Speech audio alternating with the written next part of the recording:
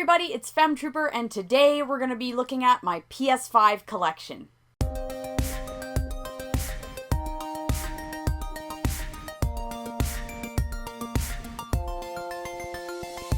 So I gotta say, the PS5 has become my favorite Sony console ever because the PS4 is so great, but the PS5 plays PS4 games. So honestly, it's fantastic. I love my PS Portal. Oh man, the Portal has allowed me to play so much more of my PS5. So personally, I just love it. So I just think the PS5 is fantastic. It's still young. I know that it doesn't have thousands and thousands of games like some other consoles do, like the Switch. But there's something about it that I just really like because we're getting good quality games and I want to show off my collection today. Before we get into it though, please make sure to subscribe, click like, and let me know, what do you think of the PS5? First of all, I do want to say that yes, there are games in here I have not played yet. I have been collecting for the system, I'm trying, but that's the whole point, is that because of my Portal, I actually have been playing more PS5 games. I'm honestly just excited to talk about the games that I have played, and I'm excited to talk about the games that I'm going to play, because everything in here other than one game are games that I want to play if I haven't played them yet. So without further ado, let's start the collection video. In alphabetical order, we are going to start this off with Expeditions, a Mudrunner game. Now, no, this is not my game, but I'm going to show it to you because it's in my collection. This is my husband's game. He really likes realism in games, something like this, not my thing. He likes simulators. He likes, not like cutesy farming simulators. He likes games that are really,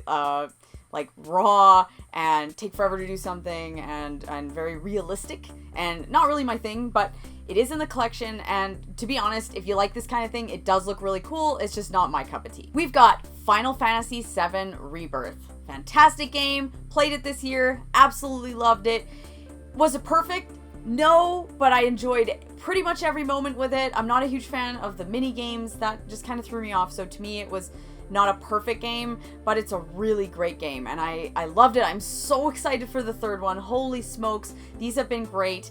They have really made me fall in love with the Final Fantasy VII universe. Wow, it's just a great retelling of the story. Yeah, it's a little different, but I think that's the fun of it. If you like the universe of Final Fantasy VII, you'll adore this. It's just a great time. Next, we have Final Fantasy XVI. Now, I am not the biggest fan of this game. I just think it's okay. I don't think it's horrendous, but I also don't think it's great either. It's not my style of game. It's not my setting. It's not really my story. So I was excited for it because it's Final Fantasy, but I truly like the Final Fantasies that are a little bit more modern and futuristic. So I enjoy Final Fantasy VII, or I enjoy Final Fantasy XIII, for instance. So I like more of that style. But then again, I'm not a huge fan of 15, so you know what? It doesn't matter. This one just didn't do it for me. It was way too medieval. Just not my thing. I got a little bored, and it really dragged in parts, and was, unnecessary main quests that felt like side quests. So I will just say that, but it does have some pretty epic boss battles. It's pretty cool in terms of characters. I like Clyde. I think he was a really good protagonist for Final Fantasy. Probably one of the best ones. So yeah, let's just leave it that it's a mid-game. It's alright. Ooh, here's a spooky title that a lot of people are like, ugh, and that's Forspoken. And I'm actually really excited to play this soon. And the main reason that I want to play this and that it's in my collection is because this game got so much hate, so much flack, everyone hated it, that I feel like I gotta check that out. Because I've heard that it's actually not that bad, and that everyone was saying it was a really terrible game when it's actually probably not that awful to begin with. So I really don't know. I just want to play it personally and see what I think. Maybe I think it's horrible. Maybe I'm in that crowd, but maybe I'm in the crowd who's like, hey, this is actually a solid game. I don't know. Everyone says the main character is unbearable, and she's vulgar and really just unlikable. And so I want to check it out to see if that's true. And part of me wants to like it because it's fun to like stuff everyone hates, so I don't know. We'll find out. Next, we have Granblue Fantasy Relink. Now, this game, another one. It's just so-so.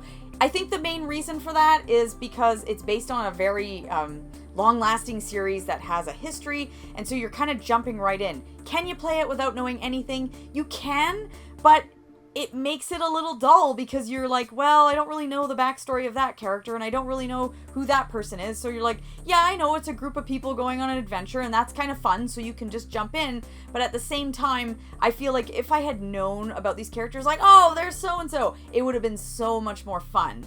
So yes, you can play it, but just know that I think if you go in blind, it is gonna be a just meh experience. The game is gorgeous. It's probably one of the best looking games I've seen on the PS5, and I know it's cartoony, but in terms of like an anime cel-shaded style game, it's like beyond gorgeous. So props to that. Fun combat. So yeah, it's a really good game. It's just not one of my favorites. We've got Hogwarts Legacy here. Now, I'm so excited to play this. Everyone's recommended it to me, said that it was like a phenomenal game, so I'm really excited to check it out. I'm not like a hardcore Harry Potter person by any means, but I know enough and, you know, grew up with it, so I feel like I'll enjoy this. And it's a prequel. I'm pretty sure it's set in like the 1920s, so it's not about Harry Potter, it's just in that universe. So that's why it's Hogwarts Legacy and has nothing to do with Harry Potter. So I'm excited. It's supposedly really cool. It's an RPG and I love the setting, so I feel like I'll like it. One of my favorites here, and that is Like a Dragon: Infinite Wealth. Fantastic sequel to Yakuza Like a Dragon. Just phenomenal. I loved everything about this because not only are you getting the brand new character of Ichiban, who I love, but you get Kiryu as well. So to me, it was kind of like the best of both worlds. So it amped up everything from Like a Dragon and put it in this one. It was just like, bam, you're gonna love it. And it really is cool because it takes place in Japan, but it also takes place in Hawaii, in Honolulu, and I fell in love with it. It's full of everything you can want, like, you know, shocking moments, hilarious moments, sad moments, I can't believe what's happening moment, like everything. Like, it was just so good. I love this game. It's one of my favorite games of all time. Here's one I wanted to get because it was one of those situations where it's like, if I don't get it now, it might not be available physically by the time I get to it, and I hate that, so I just feel like it's good to own it. And that is Like a Dragon: The Man Who Erased His Name. Sorry, it's a big title, but it is basically set in between the events of Yakuza 6 and Yakuza Like a Dragon. So I'm about to start Yakuza 4, so I'm kind of like, I'm in between, right? So I'll get to this, obviously, because my intention is to play every single Yakuza game, and I am on my way. I've played one already this year, so I feel like maybe I'll play Yakuza 4 soon, maybe early next year. Let's try and go for that.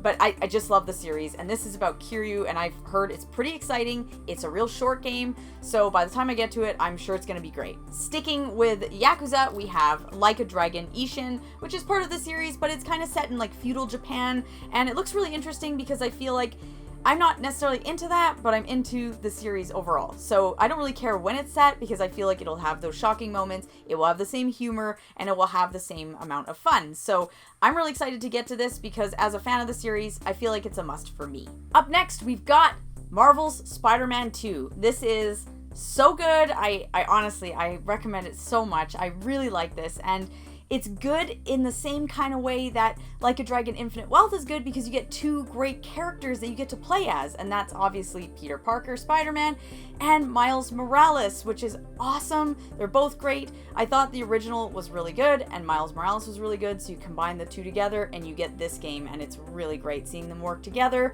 and getting to switch between the characters.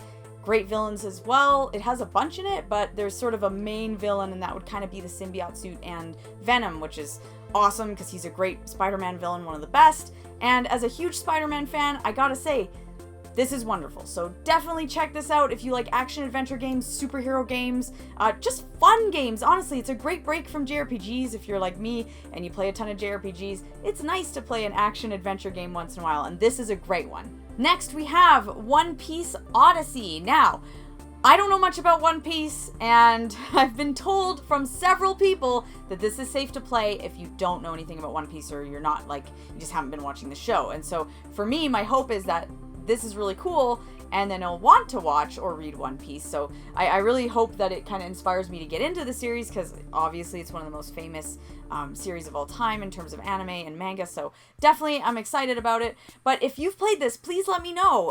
I really, really, really want to play it. Aesthetically, looks amazing. Like, it looks so, so good. And I've heard that the team who worked on Dragon Quest XI worked on this, and that really makes me excited because I love that game. It's one of my favorite games of all time. And honestly, I just like a big adventure. I love characters that are like cel shaded, and I love the look of it, and I love a big adventure with a big party. So to me, this kind of looks like it checks off all the boxes, so I'm really hoping that it does. Let me know. This is one that I got for my birthday, and I don't know when I'll get to it because this series, these games are long, and so when you play it, you know, like, I'm in for a big one here. But that is Persona 3 Reload. Now, I've never actually played this before. I never played it on the PSP or the PS2 or any of the other systems it's ever been on. So I'm excited to check it out. I have played Persona 4 Golden, and I've played Persona 5 Royal, so I'm excited to check this out because I do like the series. I'm not like the biggest fan because you know me, I don't really like school stuff. I don't like social links. But I do really like the story and the characters and the music, so there's so much going for it that I kind of just roll my eyes when I do the social link stuff and get through it and then enjoy it for what it is. So I'm excited for this one because it does look pretty dark. I've heard this is a really good remake of it, so I feel like for me this will be the perfect version and I'll be able to use the portal to play it. So very excited. Let me know what you think of Persona 3 Reload. Here's a really fun one, and again, something a little different, and that is the Quarry. I love these point-and-click kind of visual novel games. They are so much fun. They're basically like playing through a movie and deciding what's gonna happen.